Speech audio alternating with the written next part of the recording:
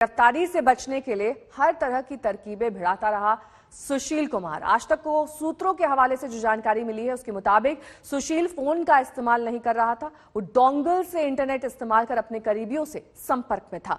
उसने भागने के लिए हरिनगर की एक लड़की से स्कूटी ली थी।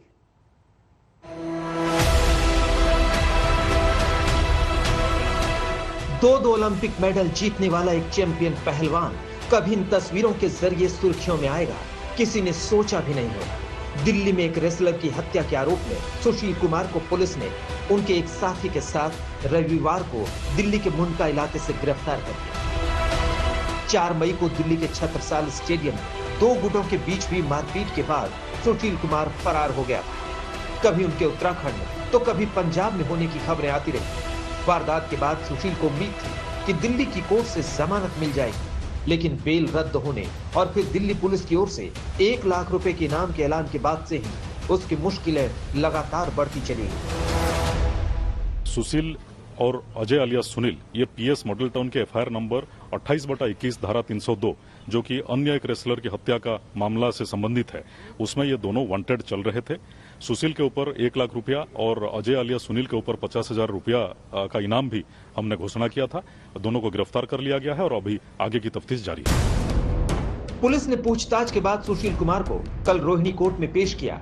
कोर्ट पहुंचने पर दिल्ली पुलिस को इस बात की इजाजत दी गई कि वो 30 मिनट कर सुशील से कोर्ट रूम में पूछताछ कर सकती है। कोर्ट रूम में ही वकीलों को भी सुशील से बातचीत करने की इजाजत दे दी गई। बाद में पुलिस ने सुशील की 12 दिन की रिमांड मांगी, लेकिन सुशील के वकीलों ने इसका विरोध किया। दरअसल सुशील और एक जूनियर पहलवान सागर धनखड़ के बीच मकान के किराए को लेकर विवाद था।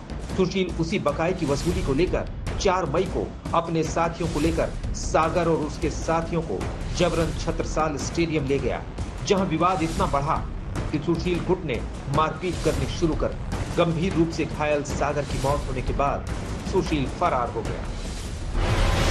4 मई से पहले तक सुशील कुमार लाखों लोगों के आदर्श थे। दुनिया भर में उसका नाम था। पद्मश्री से लेकर खेल रत्न तक उसके नाम थे, लेकिन एक गलती ने जिंदगी भर की मेहनत और शोहरत